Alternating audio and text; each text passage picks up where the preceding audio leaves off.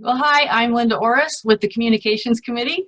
I am here today with Bob Cloud, the Director of Facilities. Thank you, Bob, for spending just a few minutes with me to talk a little bit about what it is you do and who you are and all of those things. So just to get us rolling, I know your title is Director of Facilities, but what does that mean exactly? What's your job description, Bob?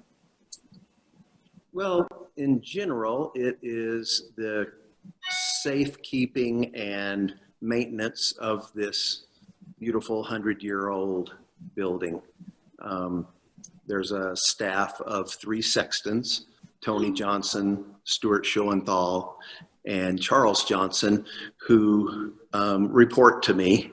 And in general, probably the biggest role of our little group is when times are normal, to take care of the cleaning and the maintenance and the setup of rooms and for other meetings and organizations.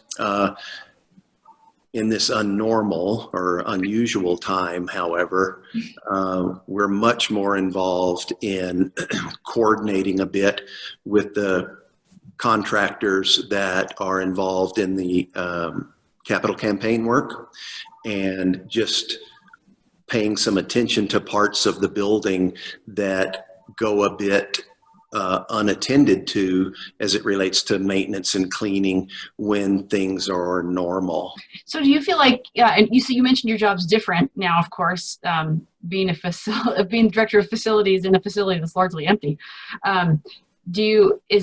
Is your job easier, you think, now, or is it more challenging? I feel like it's more challenging. I'm kind of the liaison, I guess would be the right word, between the construction committee and the architect, Triba Architects, and Colorelli Construction, which is the general contractor. And so on a construction project of this nature and of this size, there's just always questions by either the architect or the contractor about, well, we're not really sure about this. Can you go get us a picture of that? And, is it okay if the, painter shows up on Wednesdays, just things like that. And so to me anyway, it's more difficult because there's I feel like a higher level of responsibility and because this is such an important project, if I were to set up, too few chairs for a meeting for the finance committee, no big deal. Right, but, right. But if the contractor needs some critical information, I just feel like there's a little more pressure, to perform, to do the right thing, to have the right answer, that kind of thing. Yeah, but I bet the stakes are higher for this part of the work. Yeah. That's because, and I know you spend a ton of time at the building, but I'm assuming you also have a life outside of the building. What do you do when you're not working? Well, I play a lot of golf. Oh, do you? Yeah, I do. I play a lot of golf. 2 or 3 times a week I get out on the golf course. I'm a pretty serious golfer. I've got 5 grandchildren here in town. And before the COVID thing happened, I saw them very regularly, every week. So that's been a little difficult to deal with. But, and of course, when you're married to Mary Medley,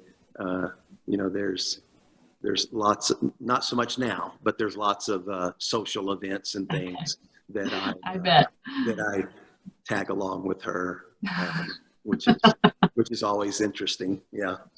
I bet you guys make quite a dynamic duo. It sounds like that your background really intersects well with the work that you're doing here. Yeah. I mean, it's actually I think it's kind of an interesting story. When Bill was still the pastor here, and Mary was on session, and there was some problem with the choir door, what's called the choir door, which is over underneath the sail, next to the ramp. That's where the choir goes in on Thursday nights for choir practice, and somebody, kept pointing out at session that there was something wrong with that door. It wouldn't close. I don't remember. And of course, Mary, being on session, said, well, my husband knows construction and knows, blah, blah, blah, right, whatever. And so the next Sunday, as we're walking out of church, and shaking Bill's hand, Bill says, hey, Bob, would you mind coming by my office on such and such a date? And I was like, okay, am I going to be excommunicated or, sure. And so I went to see Bill, and he said, hey, Mary says, that you have some construction background, and, this door is really a problem. And everybody that's come into this building knows, that those doors are very, very unusual, handcrafted, very thick, very heavy. So I just dug around and found this little old German man that made doors from scratch, and he built us a door and stuck it on there, and then after that it just, well, Bob, could you do this? Could you do that? And then Cindy finally said, look, this is silly. We need to put you on the payroll and, have you, work part-time.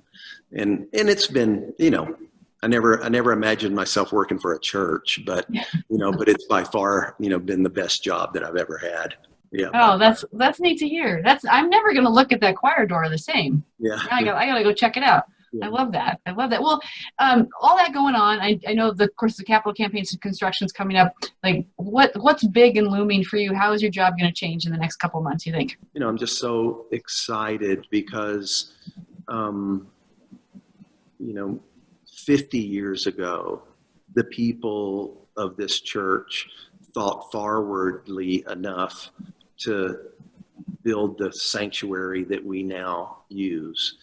And so I just feel so, honored, to be a part of a group today that is thinking 50 years into the future to provide an even better facility, for the people who will be members of this church 50 years from now.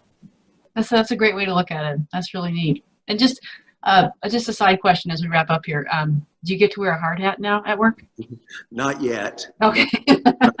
But in a few weeks, everybody, pretty much everybody that comes into the building, which won't be hardly anybody but staff, you'll have to wear a hard hat and glasses. Yeah.